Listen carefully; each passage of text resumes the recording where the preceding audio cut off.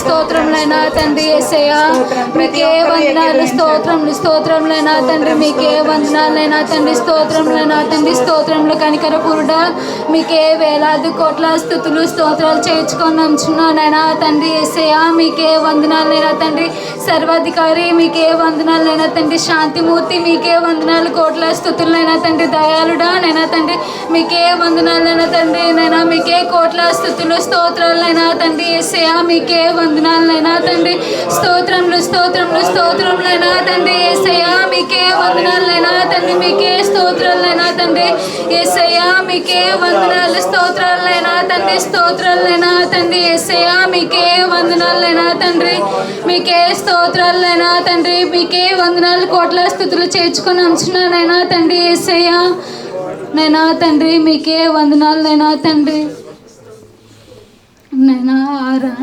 ఆరాధన స్తుతి ఆరాధన స్తుతి ఆరాధన స్తుతి ఆరాధన స్తుతి ఆరాధన. నీ వంటి వారు ఒక్కరు లేరు, నీవే అతి శ్రేష్ఠుడవు.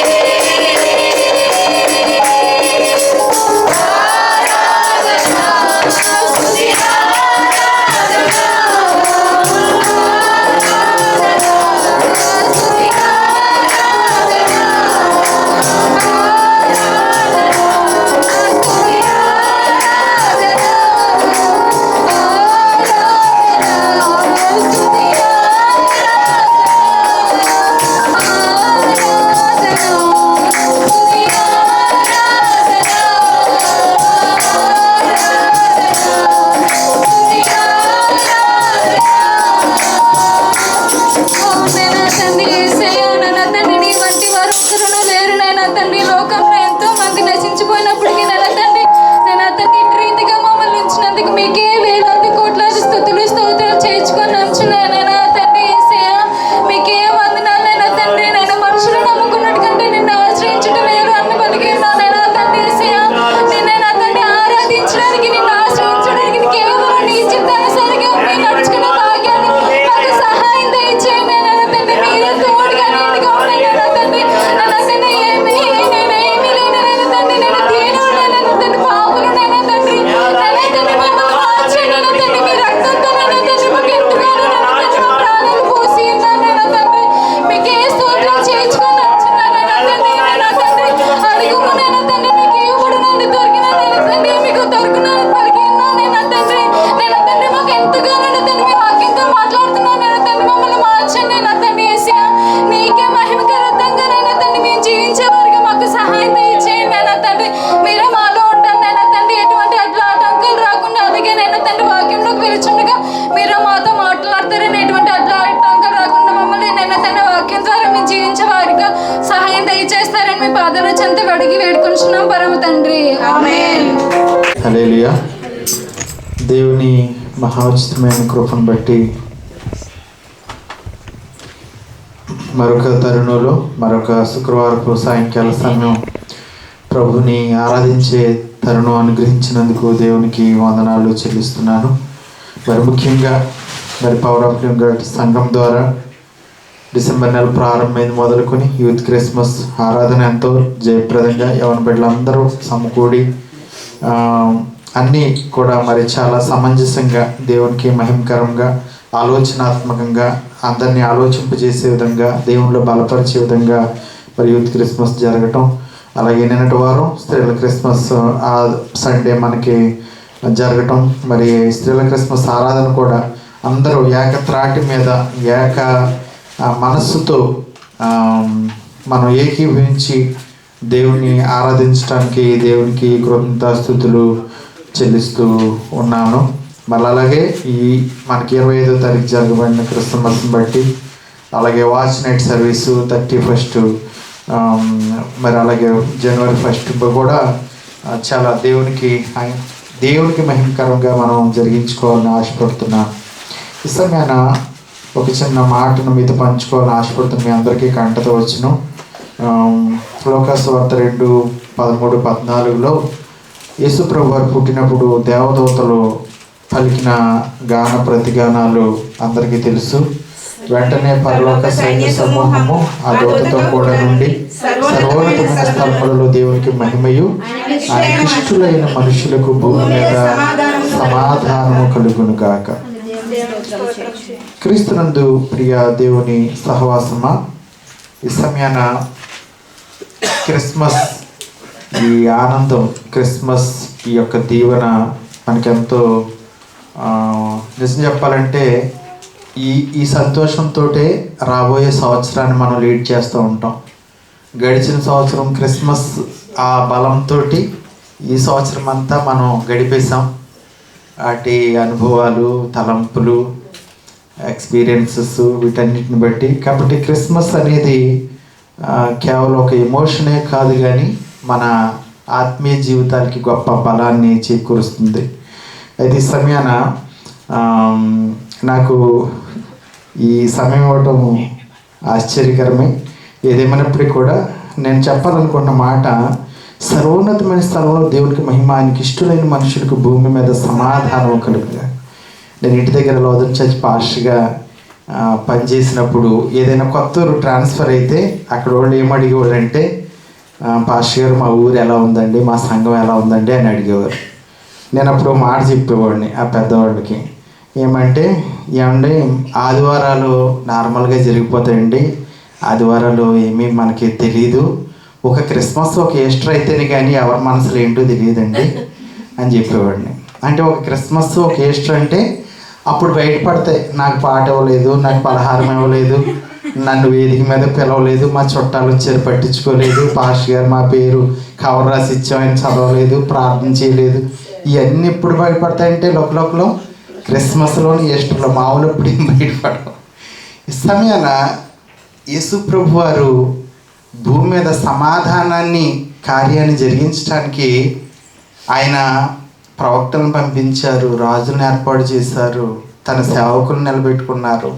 వీటన్నిటి ద్వారా ఇంకా మిగిలిపోయింది కార్యం, ఇంకా ఆ యొక్క కార్యం నెరవేరకుండా ఉంది. కాబట్టి సాక్షాత్తు ప్రభువారే ఈ లోకానికి దిగి వచ్చి భూమి మీద సమాధానము కలిగజేసే సమాధానకర్తగా బాధ్యత తీసుకోవడం జరిగింది.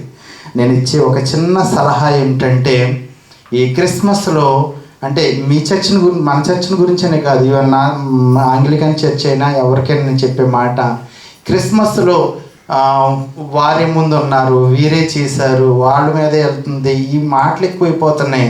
కాబట్టి ప్రభువు మన సమాధానాన్ని సాతానుడు ఈజీగా దొంగిలించేస్తున్నాడు, మన హృదయాన్ని ఆక్రమిస్తున్నాడు, మనలో ఉన్న సమాధానాన్ని తీసివేసి ఇంకేదో అసూయ ఇంకేటో కలగజేస్తున్నాడు. ఈ విషయాన్ని మనం జ్ఞాపకం చేసుకుందాం. ఈ విషయంలో మనం సరి చేసుకుందాం. సమాధానం లేకుండా మనం పాడే పాటలు, మనం చేసే ప్రార్థనలు, మనం ఇచ్చే కానుకలు, మనం చేసే భక్తి ఇవేవి కూడా అంగీకారంగా ఉండవు. మనం చెప్పుకునే మాటలు మనమే కాదు, ఇంకా 2 గంటే 6 చెవులతోటి బయట వాడు చూస్తూ ఉంటారు.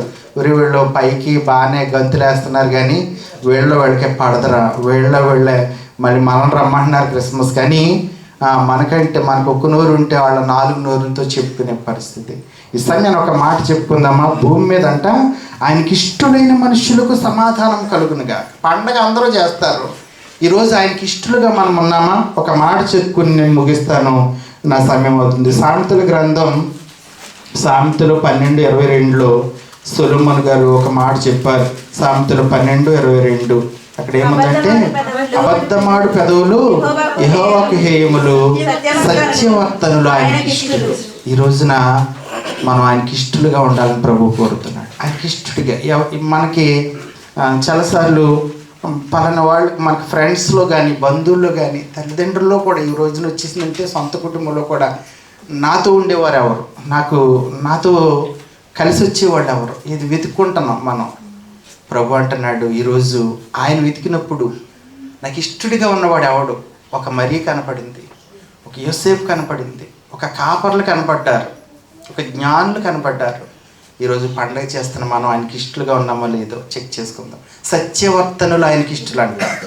సత్యవర్తను ముందొక మాట వెనకొక మాట కాదు, పైకొక మాట లోనొక మాట కాదు. సత్యవర్తనులు ఆయనకి ఇష్టలు, ఆయనకి ఇష్టలైన మనుషులు. ఆ మాట ఒకసారి చూడండి, మనం ఎప్పుడు చదువుతుంటాం, మన డోర్ స్టిక్కర్ మీద ఉంటుంది, ఆయనకి ఇష్టడిగా నేను భక్తిని చేస్తున్నాను, ఆయనకి ఇష్టడిగా ఆరాధన చేస్తున్నాను, ఆయనకి ఇష్టడిగా పాట పాడుతున్నాను, స్పెషల్ సాంగ్ పాడుతున్నాను. చెక్ చేసుకుందాం. ప్రభుకి మహిమకరంగా ఆయన బిడ్డలుగా ఆయన స్తుతిస్తూ ముందుకు సాగటానికి పరిశుద్ధాత్మ దేవుడు తోడి నడిపించును గాక.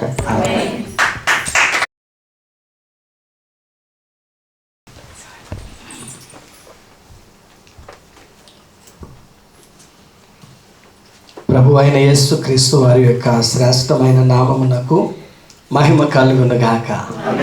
హల్లెలూయా. ఒక్కసారి అందరం లేచి నిలబడదామా? ఒకసారి అందరం లేచి నిలబడదాం.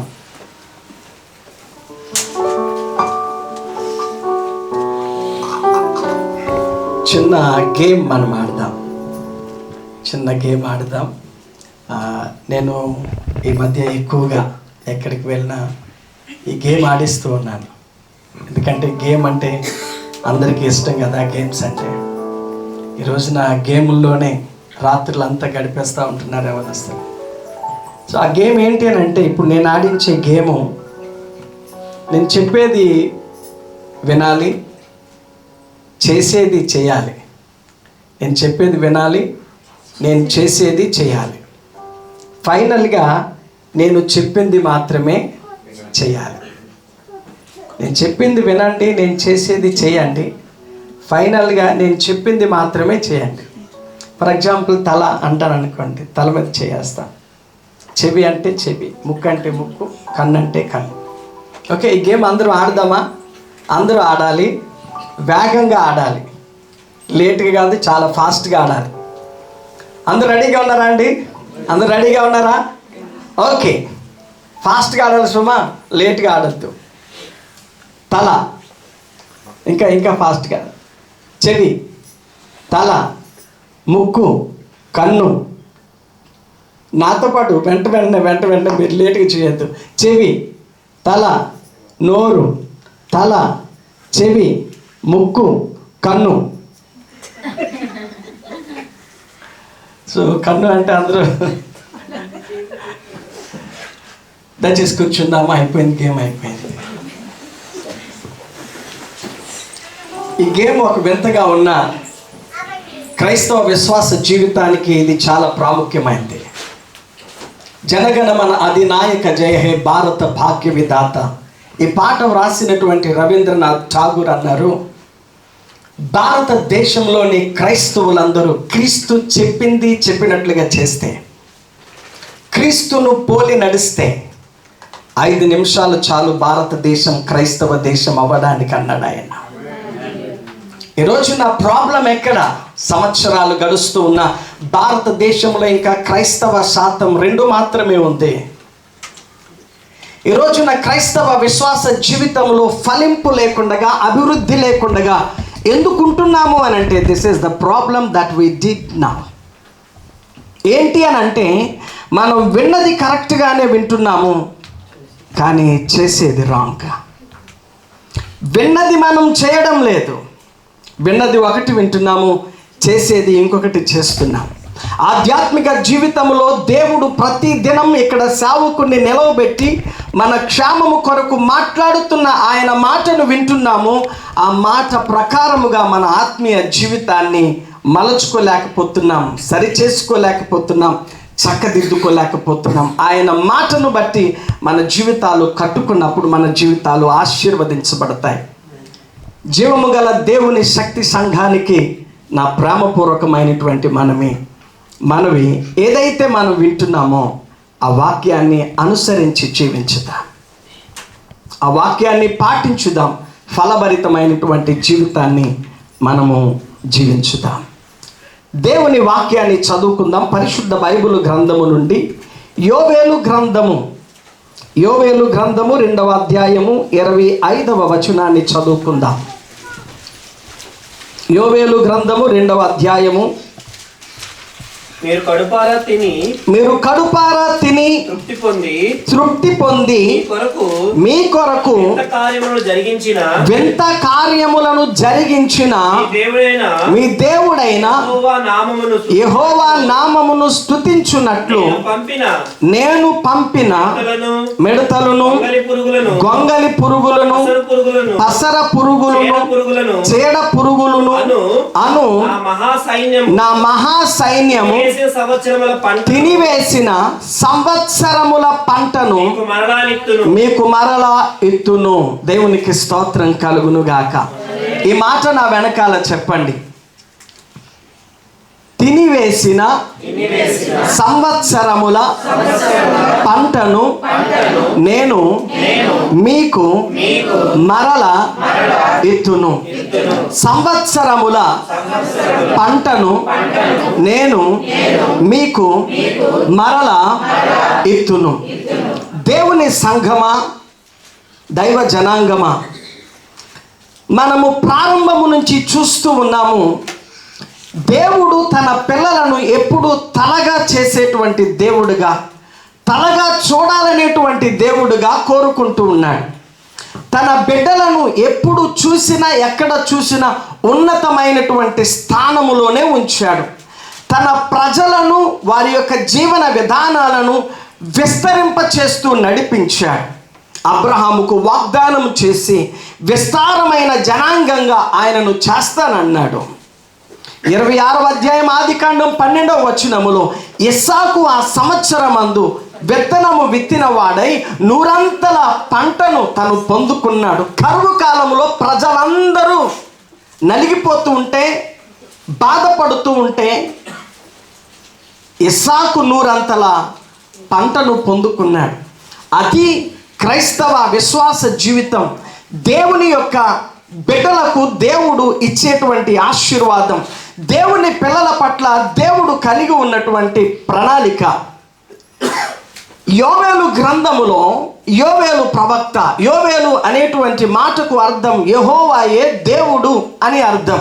యెహోవాయే ప్రభువు అని అర్థం.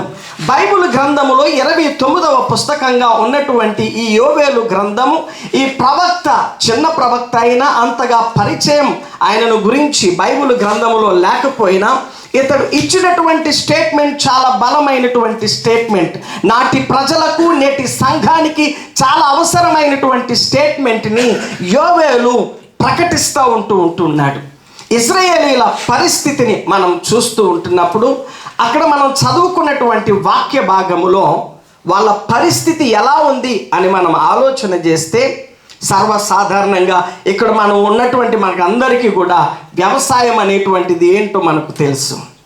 వీరు వ్యవసాయం పంట వేస్తూ ఉన్నారు, దానికి నీరు పెడుతూ ఉన్నారు, విత్తనం విత్తున్నారు, నారు చల్లుతున్నారు, నీరు పెడుతున్నారు, ఎరువు వేస్తూ ఉన్నారు, రాత్రింబవళ్ళు దాన్ని కనిపెడుతూ ఉన్నారు, పొలమును కాచుకుంటూ ఉన్నారు, చాలా రకాలైనటువంటి కార్యక్రమాలు ప్రక్రియలు దాని కొరకు చేస్తూ ఉన్నారు.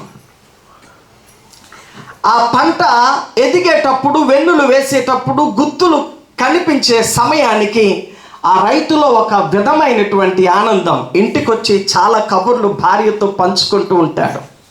మనం కష్టపడినటువంటి కష్టానికి ఫలితం దక్కే రోజులు దగ్గరగానే ఉన్నాయి. మన పంట చాలా బాగా పండింది, ఏపుగా ఎదిగింది, చక్కగా పండింది, మంచి మంచి వెన్నులు వేసింది, అధిక దిగుబడి వచ్చేలాగుంది. ఈ పంట వచ్చిన వెంటనే నీకు పలానా వస్తువు కొంటాను, పిల్లలకి బట్టలు కొంటాను, ఇంటికి ప్లాస్టింగ్లు చేయిస్తాము, ఇది చేయిస్తాను, అది చేయిస్తాను, రకరకాలైనటువంటి ఆశలలో తేలియాడుతున్నటువంటి దినాలవి. అనుకున్న రీతిగానే పంట ఎదిగింది, పైరు ఏపుగా పెరిగింది, చక్కటి వెన్నులు వేసినాయి. అకస్మాత్తుగా జరిగిన విషయం ఏంటంటే, మిడతలు వచ్చి పంటను తినివేసి వెళ్ళిపోయాయి. అవి విడిచిపెట్టిన దానిని గొంగలు పురుగులు వచ్చి తినివేసాయి. అవి తిని విడిచిపెట్టి వెళ్ళిన తర్వాత పసర పురుగులు వచ్చి తినేసాయి. పసర పురుగులు వచ్చి తినివేసి మిగిల్చిన దానిని చీడ పురుగులు తినివేసాయి. ఉదయాన్నే ఎంతో ఆశతో పొలానికి వెళ్ళినప్పుడు, పంటను చూసుకుందామని పొలానికి వెళ్ళినప్పుడు చేదు అనుభవం ఎదురైంది. విచారంతో ఇంటికి వెళ్ళాడు. జరిగిన పరిస్థితిని తన కుటుంబంతో చెప్పుకున్నప్పుడు కుటుంబం అంతా రోధించింది. అందరూ దుఃఖంతో ఏడుస్తూ ఉంటున్నారు. పిల్లలు ఒకవైపున, భార్య ఒకవైపున, భర్త ఒకవైపున. అలా ఏడుస్తున్న తరుణములో భర్త మరలా ధైర్యం తెచ్చుకొని, సరేలేండి ఊరుకొనండి, ఒక్కొక్కసారి అలా జరుగుతూ ఉంటుంది, ఒక్కొక్కసారి టైం బాగోదు, ఒక్కొక్కసారి పరిస్థితులు అలా ఉంటాయి, పోతే పోయిందిలేండి ఈ సంవత్సరం పోతే పోని, మరలా మీదటి సంవత్సరం ఉంది కదా, ఇంకొక సంవత్సరం ఉంది కదా, ఆ సంవత్సరం మనము బాగా పంట పండుతుంది, ఆ సంవత్సరం మనం బాగుంటాం, ధైర్యంగా ఉండండి అని చెప్పి కుటుంబాన్ని ధైర్యపరిచాడు, ఓదార్చాడు. బాగానే ఉంది. మరలా సంవత్సరం సీజన్ వచ్చింది. మరలా సంవత్సరం సీజన్లో మరలా పంట వేశాడు, విత్తనం విత్తాడు, నారు వేశాడు, నీరు కట్టాడు, ఎరువు వేశాడు, పంట పెరిగింది. ఆశపడుతూ ఉన్నాడు. ఊహించరు కదా, పోయిన సంవత్సరం ఏదో జరిగిపోయింది కానీ ఈ సంవత్సరం బాగానే ఉంటుంది. భార్యతో చెప్తూ ఉన్నాడు, ఈ సంవత్సరం పంట చేతికి వచ్చిన తర్వాత గత పర్యాయం చేసినటువంటి అప్పులు తీర్చేద్దాం, ఏదైనా మిగిలితే మరలా నీకు ఏదోటి చేపిస్తాను. ఊహలలో తేలి ఆడుతున్నటువంటి దినాలవి. పంట సమృద్ధి కొరకు ఎదురు చూస్తున్నటువంటి దినాలు. ఇలా కాలం గడిచింది, మరలా చక్కగా పంట ఎదిగింది, దిగుబడి అధికంగా వచ్చే పరిస్థితులు కనిపించాయి. ఇక ఆ పంట కొయ్యడానికి పనివారిని పెట్టుకోవడానికి అన్ని ప్రయత్నాలు చేస్తూ ఉన్నాయి. మరలా ఒకరోజు ఉదయం పంట పొలానికి వెళ్ళేసరికి సేమ్ ఇదే పరిస్థితి. మరలా ఇంటికి వచ్చిన తర్వాత కుటుంబం అంతా రోధించడం ప్రారంభించారు. పోయిన సంవత్సరం అయిపోయిందేదో అయిపోయింది, ఈ సంవత్సరమైనా నా జీవితం బాగుంటుందేమో, ఈ సంవత్సరమైనా నా కష్టాలు తీరతాయేమో, ఈ సంవత్సరమైనా నేను బాగుంటానేమో, నేను ఈ పని చేయగలనేమో అని చెప్పి చాలా ఆశపడ్డాం. కానీ పరిస్థితులు ఏంటి? ఇంతగా మనల్ని వెంటాడుతున్నాయి, వేధిస్తున్నాయి అని అందరూ ఏడవడం ప్రారంభించారు. ఏడ్చారు, మరలా ధైర్యము తెచ్చుకున్నారు. పోతే పోయిందిలే ముందు సంవత్సరం, పోతే పోయిందిలే ఈ సంవత్సరం, మరలా మీదటికి ఉంది కదా, మరలా మీదటికి ఆశలతోనే ముందుకు సాగారు, ఆశలతోనే ముందుకు కొనసాగారు, ఆశలతోనే ప్రయత్నాలన్నీ చేశారు. గత పర్యాయం నష్టం, ఈ సంవత్సరం పంట వేయడానికి చేసినటువంటి అప్పులు, తెచ్చినటువంటి అరువులు, ఇవన్నీ ఈ సంవత్సరమైనా తీరతాయి. లాభం లేకపోయినా పర్వాలేదు, కానీ అప్పులు తీరితే చాలు, మన సమస్యల నుంచి గట్టెక్కితే చాలు అనేటువంటి ఆశతో ఆ సంవత్సరం పంట వేశారు. ఆ సంవత్సరం పంట సమృద్ధిగానే పండింది.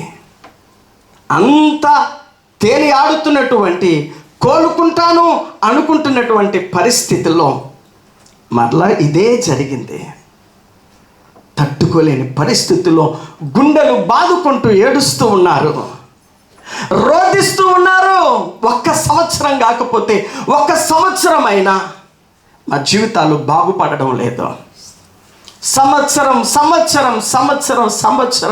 సంవత్సరాల తరబడి ఇలాగే నష్టపోతూ ఉన్నాను, ఇలాగే నా ఆశలు ఆవిరైపోతున్నాయి, అడియాసలైపోతున్నాయి, నా కష్టం అంతా వృధా అయిపోతుంది అని ఏడుస్తూ ఉంటూ ఉన్నారు.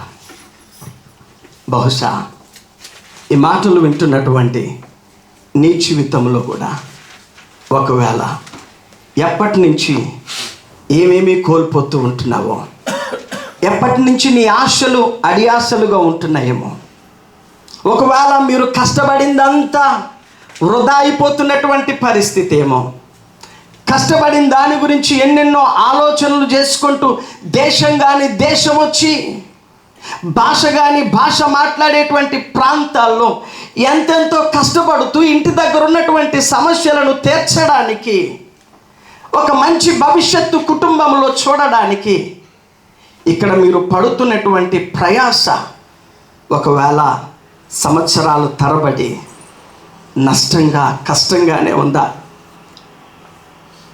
రోజు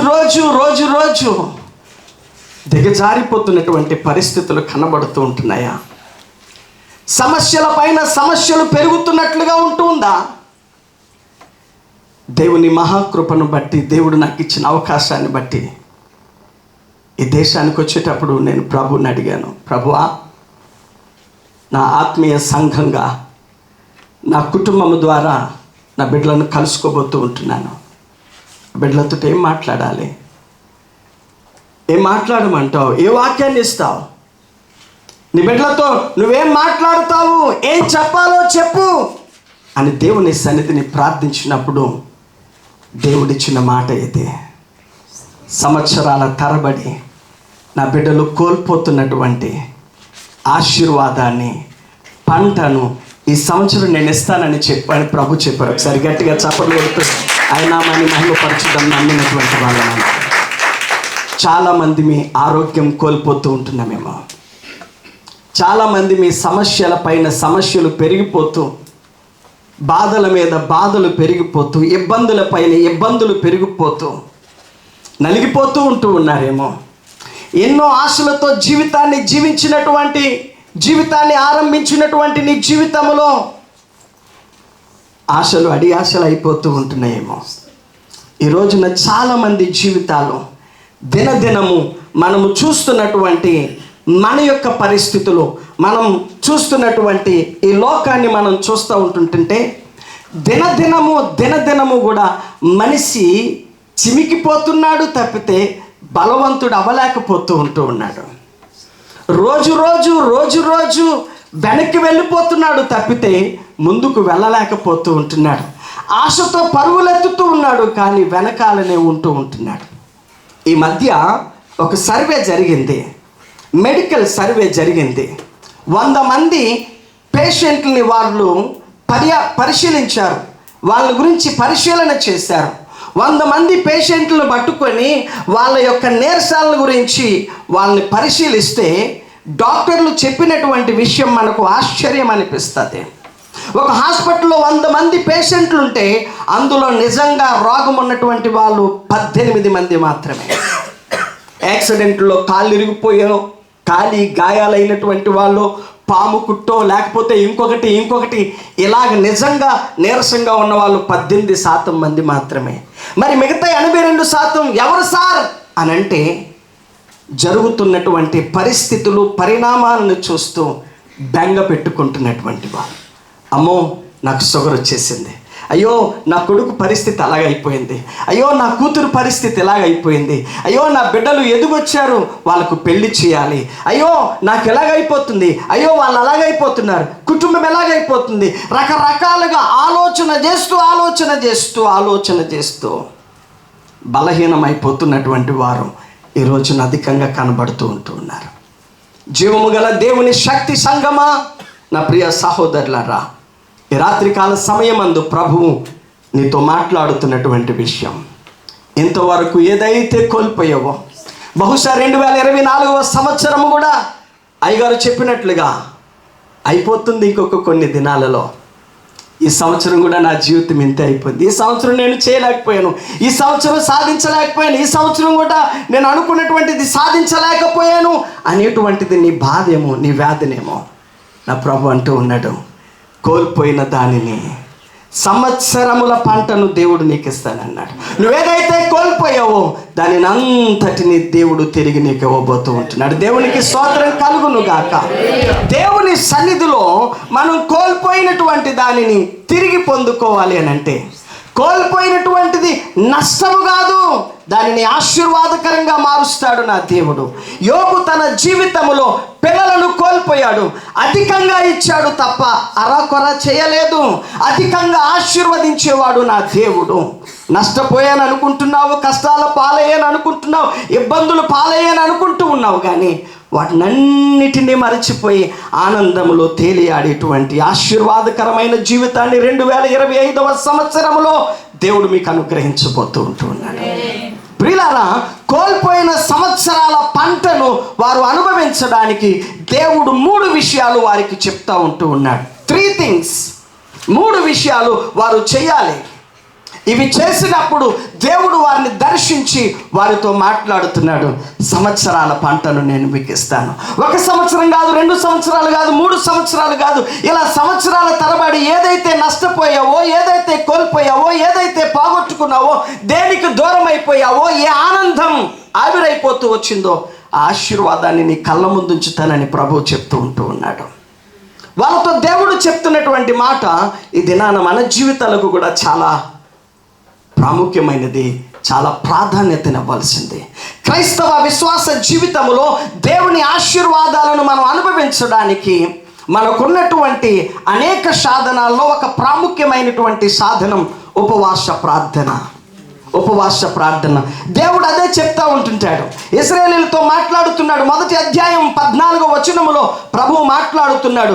ఉపవాస దినము ప్రతిష్ఠించుడి, వ్రత దినము ఏర్పరచుడి. చాలండి ప్రియులారా, కోల్పోతున్నటువంటి నీ జీవితం, ఆశీర్వాదానికి ఆమడ దూరములో ఉన్నటువంటి నీ జీవితం, ఆరోగ్యానికి అభివృద్ధికి దూరంగా ఉన్నటువంటి నీ జీవితం, ఆలోచనలు ఆశలు వాటికన్నిటికీ వ్యతిరేకంగా వెళుతున్నటువంటి నీ జీవితం దీవెనకరంగా మార్చబడడానికి దేవుని వాక్యం సెలవిస్తున్నటువంటిది ఉపవాసం ఉండాలి. ఈ రోజున మన ఆత్మీయ జీవితంలో దేవుని బిడ్డలంగా ఉపవాసం ఉండి ప్రార్థన చేస్తున్నటువంటి వాళ్ళం ఎంతమందిమి? ఉపవాస ప్రార్థన అనుభవం కలిగినటువంటి వాళ్ళం ఎంతమందిమి? ఉపవాస ప్రార్థన మన జీవితాల్లో మనం కలిగి ఉండాలి. ఉపవాసం ఉండి దేవుని సన్నిధిలో గోజాడితే, దేవుని సన్నిధిలో మొరపెడితే జరగని కార్యము లేదు, తీరని ఆశ లేదు. 2007వ సంవత్సరంలో 3,50,000 రూపాయలు అప్పు అయిపోయాను. ఏ ఆధారము లేదు, ఏ అవకాశము లేదు. దేవుని సేవ చేయాలని మెడ్రస్ నుండి నేను వచ్చేసి ఒక సౌండ్ సిస్టమ్ కొని, ఒక వెహికల్ కొని సేవ చేస్తూ ఉన్నాను, ఊరూరా తిరుగుతూ ఉంటూ ఉన్నాను. అయితే వీటి ఇన్స్టాల్మెంట్లు నేను కట్టలేకపోయాను, కష్టమైంది. జిల్లా ఆఫీస్ నుంచి వచ్చి మా ఇంటికి తాళం వేయడానికి వాళ్ళు వచ్చారు. నేను బయట ఉన్నాను, పాస్టర్ గారు చెప్పారు, ఎవరో వచ్చారు, ఇంటికి తాళం వేస్తాను అంటున్నారు, వండుకోవడానికి ఒక 2 పాత్రలు, కట్టుకోవడానికి ఒక 2 జతల బట్టలు పట్టుకొని బయటికి రమ్మంటున్నారు, ఇంటికి తాళం వేసేస్తారంట. గబగబా ఇంటికి వచ్చాను, వాళ్ళని బ్రతిమలాడాను. అవకాశం లేదు, ఇది గవర్నమెంట్ దగ్గర నుంచి వచ్చినటువంటి నోటీస్, మీ ఇంటికి మేము తాళం వేసేయాలి. చాలాసేపు బ్రతిమలాడితే వాళ్ళు నన్ను చూసి నా మీద దయ కలిగి వాళ్ళు అన్నారు, అయ్యా నేను చూస్తుంటుంటే చిన్నోడువు, జాలేస్తుంది, నువ్వు చిన్నోడివే, నీ పిల్లలు చిన్నోడే, సరే నీ బాధను మేము అర్థం చేసుకోగలం, నువ్వు అడిగినట్లుగా 1 నెల టైం ఇస్తాను, ఆ టైంలో నువ్వు తీర్చగలిగితే సంతోషం, లేకపోతే మేము కూడా ఏం చేయలేం. వాళ్ళు వెళ్ళిపోయారు. ఏ ఆధారము లేదు, 1000 2000 ఎవరు సహాయం చేయగలరు, ఎటు ఆధారం లేదు. వీధిలో అవమానకరం అయిపోయింది, అందరూ విన్నారు, అందరూ చూశారు, వీధి వాళ్ళందరూ సనుగుడు, కుటుంబీకులందరూ చేతులెత్తేసినటువంటి పరిస్థితిలో ఈ ఆధారం లేని నా జీవితానికి ఆధారమైన నా దేవుని సన్నిధిలో నేను, నా భార్య ఇంటి లోపలికి వెళ్ళిపోయి తలుపులు వేసేసుకొని 7 రోజులు కన్నీటితో ప్రార్థన చేశాం. తిండి మీద ఉండేది కాదు, షికార్ల మీద ఉండేది కాదు, దేని మీద లేదు. అవమాన పాలైపోయిన జీవితం, అప్పుల పాలైపోయిన జీవితం, ఆ జీవితాన్ని ఆశీర్వాదకరంగా మార్చు ప్రభు అని ఆయన సన్నిధిలో 7 రోజులు ప్రార్థన చేశాం. నేను, నా భార్య ఉపవాసం ఉండి ప్రార్థన చేశాం, చిన్నపిల్లలతో సహా.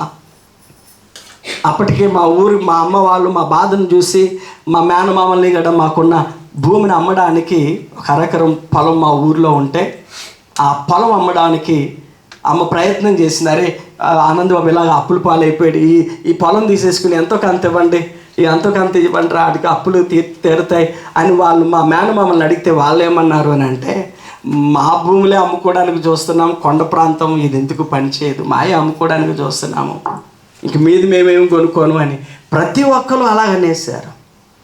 దేవుని సన్నిధిలో ప్రార్థిస్తూ ఉంటుండగా మా ఊరి నుంచి కబురు వచ్చింది, ఈ అన్ని పొలాలు పాల ఫ్యాక్టరీ కట్టడానికి కొనుక్కోవడానికి ఒక వ్యక్తి వచ్చాడు, మా పొలాలన్నీ అమ్మేస్తాను, నీ పొలం కూడా అమ్ముకుంది గంట్రా అని అమ్మకి కబురు పంపారు. అమ్మ వెళ్ళింది, పొలం అమ్ముడయ్యింది. 1 నెల రోజులు టైం పెట్టాను, 21 రోజులకే నేను నా క్లియరెన్స్ లెటర్ తెచ్చుకోవడానికి దేవుడు కృప చూపించాడు. దేవుని సన్నిధిలో ఉపవాస ప్రార్థన దేవుని సింహాసనాన్ని కదిలిస్తుంది, నీ అవసరత తీరుస్తుంది, ఆశ్చర్య కార్యం జరిగిస్తుంది. తెలియదా మనకు? ఎస్తేరు ప్రార్థిస్తే చట్టాన్ని మార్చలేదా దేవుడు? శాసనాన్ని తిరిగి రాయించలేదా? కోల్పోతున్న ఆశీర్వాదం ఎందువలనో గమనిస్తున్నామా? గ్రహిస్తూ ఉన్నామా? దేవుని సన్నిధిలో ఉపవాసం ఉండి ప్రార్థించి గోజాడి దాన్ని పొందుకుందామనే ప్రయత్నం చేస్తున్నటువంటి స్థితిలో మనం ఉంటున్నామా? ఇశ్రాయేలీయులతో చెప్తూ ఉన్నాడు, ఉపవాస ప్రార్థన మరచిపోయారు, మీరు దేవుని సన్నిధిని మరచిపోయారు. ఉపవాస దినము ప్రతిష్ఠించండి, ఉపవాస దినము ప్రతిష్ఠించండి, ఉపవాస దినం ప్రతిష్ఠించండి. రెండవది 14వ వచనములోనే 2వ లైన్ మనం చూస్తాం. 14వ వచనమే చదవండి బ్రదర్. ఎస్, ఉపవాస దినము ప్రతిష్ఠించుడి, వ్రత దినము ఏర్పరచుడి, యెహోవాను బతిమాలు కొనుటకై. ఎస్, రెండవది మనం చేయాల్సినటువంటి పని ఏంటంటే దేవునిని బ్రతిమలాడాలి. ఈ రోజున మనకున్న అవసరతల్లో, మనకున్న అక్రతల్లో, మనకున్న బాధలలో ఎంతమందిని బ్రతిమలాడడం లేదండి? ఎంతమంది అధికారుల దగ్గరకు వెళ్ళడం లేదు? ఎంతమంది నాయకుల దగ్గరకు వెళ్ళడం లేదు? ఎంతమంది కుటుంబీకుల దగ్గరకు వెళ్ళి మన సమస్యలను తీర్చమని బ్రతిమలాడడం లేదు? అయ్యా నా ఇంటి కాగితాలు పెట్టుకో, అయ్యా ఇదిగో నా అకౌంట్ పెట్టుకో, నా ATM పెట్టుకో, రకరకాలుగా బ్రతిమలాడుతూ ఉంటూ ఉన్నారు మనుష్యులను. ప్రియులారా, మనం బ్రతిమలాడవలసినటువంటిది దేవునిని. మన పరిస్థితిని మార్చుకోవడానికి మనం దేవునిని బ్రతిమలాడాలి. దేవునిని బ్రతిమలాడితే జరగని కార్యము లేదు. ఒక రోజున ఒక ఎయిడ్స్ పేషెంట్, ఆ బిడ్డ నాయకుల దగ్గరికి వెళ్ళి వస్తూ ఉంది. నేను 12 వాళ్ళ దగ్గరికి వెళ్ళాను. వెళ్తున్నప్పుడు అక్కడి నుంచి ఏడుస్తూ వచ్చేస్తుంది. ఏమా ఇలా వచ్చి ఎందుకురా ఏడుస్తున్నావు అంటే, ఆ బిడ్డ చెప్తుందన్నా, నాకున్న నీరసం నీకు తెలియంది కాదు. నాకున్న నీరసాన్ని బట్టి నా కుటుంబీకులు నన్ను ఇంటిలో నుంచి బయటకు పంపించేస్తే ఈ ఫంక్షన్ వస్తూ ఉంటే ఆ ఫంక్షన్తో ఒక చిన్న గది అద్దెకి తీసుకుని అందులో ఉంటున్నాను. అటు అద్దు కట్టుకుంటూ ఒక పూట తిని ఒక పూట తినక ఉంటున్నటువంటి నా జీవితంలో ఇదిగో నా ఫంక్షన్ తీసేశారన్నా. 2 నెలలు అవుతుంది. 2 నెలల నుంచి వీళ్ళ దగ్గర తిరుగుతూనే ఉన్నాను, నాయకులను అడుగుతూనే ఉన్నాను. ఎంత బ్రతిమలాడినా ఎవరు పట్టించుకోవడం లేదన్నా. ఆ బిడ్డతో కలిసి అక్కడే ప్రార్థన చేశాను. దేవుణ్ణి బ్రతిమలాడాను. అమ్మా, దేవుణ్ణి బ్రతిమలాడరా, ఆయన బ్రతిమలాడితే జరగంది ఏముంది తల్లి అని ప్రార్థన చేసి బిడ్డను పంపించాను. నెక్స్ట్ 2 monthsలో ఆ బిడ్డ కలిసిందన్నా. దేవుని సన్నిధిలో ఆయన బ్రతిమలాడితే దేవుడు కార్యం చేస్తాడన్నావు. బ్రతిమలాడాను, పోయిన నా ఫంక్షన్ నాకు మరలా తిరిగి వచ్చింది. ఆయన్ని బ్రతిమలాడితే జరగనటువంటి పని లేదండి. మార్కు సువార్త 5వ అధ్యాయములో 23వ వచనములో సమాజ మందిరపు అధికారి వచ్చి ఆయనను బ్రతిమలాడుతాడు. అధికారం ఉంది, బలం ఉంది, ధన బలం ఉంది, అధికార బలం ఉంది, అన్ని అవకాశాలు ఉన్నాయి. ఎన్నెన్ని చోట్లకు వెళ్ళాడో, ఎంతమందిని సంప్రదించాడో తెలియదు, కానీ ఎక్కడా కార్యము జరగలేదు. బిడ్డ ప్రాణం పోతుంది అని అంటే చేతులారా వదులుకోలేక ఎంతటి పనైనా చేస్తాం, ఎవరమైనా చేస్తాం. ఆ అధికారి కూడా ఎన్ని ప్రయత్నాలు చేశాడో నాకు తెలియదు, కానీ యేసయ్య దగ్గరకు వచ్చి ఆయనను బ్రతిమలాడుతున్నాడు. చదువుదామా ఒకసారి? నా చిన్న కుమార్తె చావనై ఉన్నది, అది బాగుపడి బ్రతుకున్నట్లు నీవు వచ్చి దాని మీద నీ చేతులుంచవలనని ఆయనను మిగుల బతిమాలు కొనగా సంఘమా వింటున్నావా?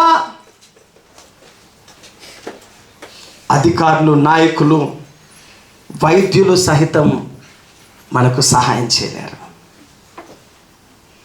దేవుడు ఒక్కడే సహాయం చేయగలడు. సమాజ మందిరపు అధికారిని జ్ఞాపకం చేస్తూ ఉన్నాడు.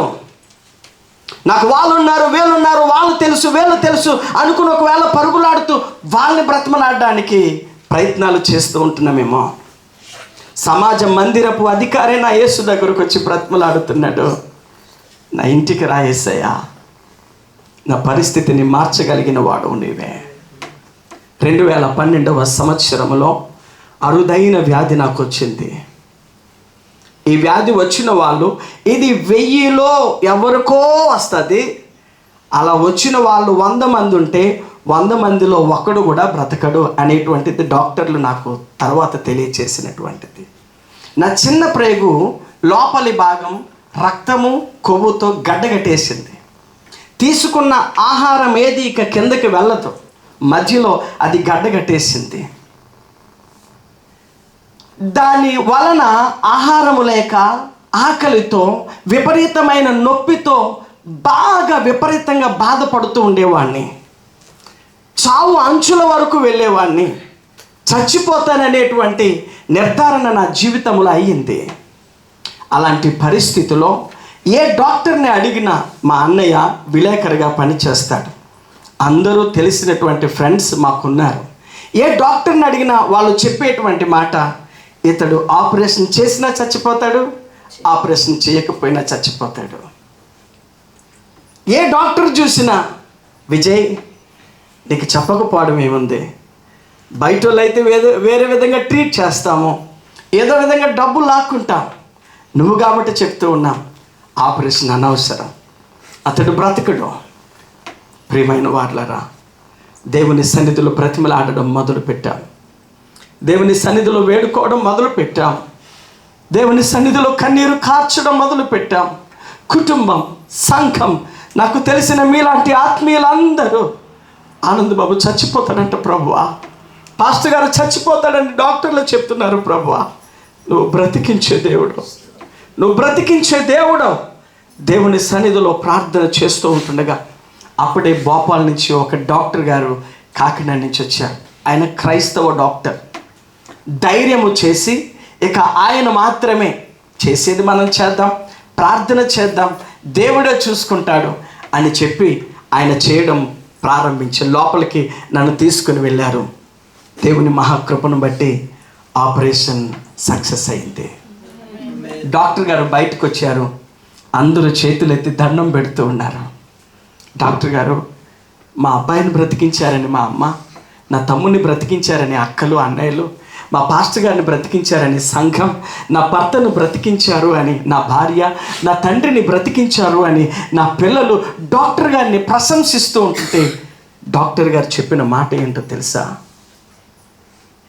ఈ చేతులతో 1000 ఆపరేషన్లు చేశాను, అవి నేనే చేశాను, కానీ అతను ఆపరేషన్ చేసింది నేను కాదు.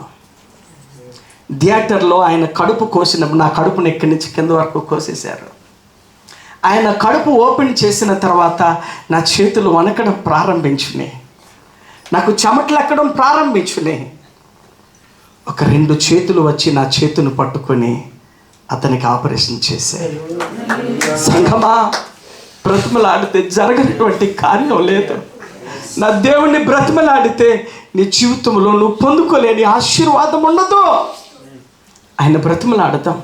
కోల్పోయినటువంటి ఆరోగ్యమైన, ఆశీర్వాదమైన, అది ఏదైనా సరే జీవము గల దేవుని శక్తి సంఘానికి దేవుడు 2025లో అనుగ్రహించబోతూ ఉన్నాడు. ఆశీర్వాదకరంగా మీ కుటుంబాలను కట్టబోతూ ఉంటూ ఉన్నాడు. Don't worry. 3వ విషయం చెప్పి నేను ముగిస్తాను. 3వ విషయం, అమ్మ టైం ఉందా? అయిపోయింది, నాకు తెలియదు. అయిపోయిందా? ఓకే, ముగించేసుకుందాం. దేవునికి స్తోత్రం కలుగును గాక. దేవుని సన్నిధిలో బ్రతులాడుదాం, దేవుని సన్నిధిలో ఉపవాసం ఉందాం. ఈ మాట చదివించి నేను ముగించేస్తాను. ఆ కింద వచ్చిన చదవండి. 14. ఎస్, 3వది దేవుని మందిరం. This is very important. ఈ రోజున ఆయన మందిరాన్ని చాలామంది నిర్లక్ష్యం చేస్తూ ఉంటుంటారు.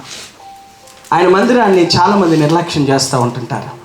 దాని విలువ మనకు తెలియక 84వ సంకీర్తనలో కోరహు కుమారులు అంటారు, నీ మందిరములో ఒక దినము గడుపుట 1000 దినాలు.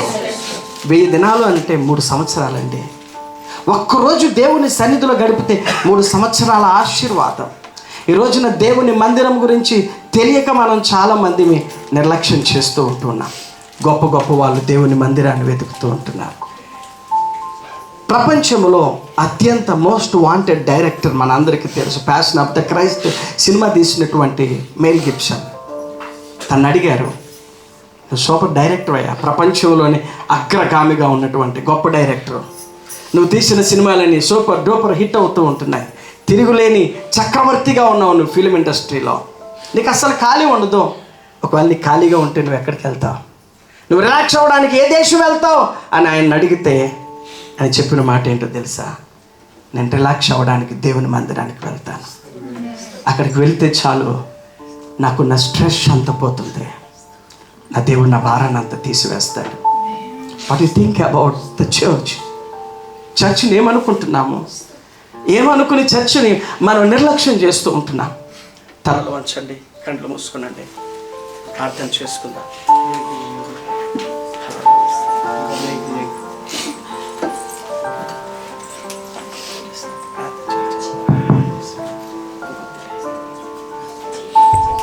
దయగల తండ్రి, మీకు వందనాలు, స్తోత్రాలు.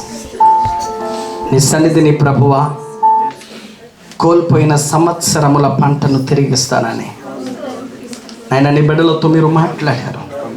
అలనాడు ఇశ్రాయేలీలు నీ సన్నిధిలో ఉపవాసం ఉండి నిన్ను బ్రతిమలాడుకుని నీ మందిరములో సమకూర్చబడినప్పుడు కోల్పోయిన నాయనా ఆశీర్వాదమునంతా, సంవత్సరాల పంటనంతా ఇచ్చిన దేవా తండ్రి, ఇదిగో ప్రభువా నీ బిడ్డలతో మీరు మాట్లాడారు. వీళ్ళని కనికరించి వీళ్ళతో మాట్లాడావు. నీ సన్నిధిని ఉపవాసం ఉండి నిన్ను బ్రతిమలాడుకుని నీ మందిరంలో గడుపుతూ ఉంటుందిగా 2025వ సంవత్సరం ఆశీర్వాదకరంగా, దీవెనకరంగా నువ్వు మలచుచున్నందుకు నీకు స్తోత్రాలు చెల్లిస్తూ యేసు నామములో ఈ ప్రార్థన అడుగుచున్నాము తండ్రి. Amen. Amen. God bless you. దేవుడు మిమ్మల్ని దీవించును గాక.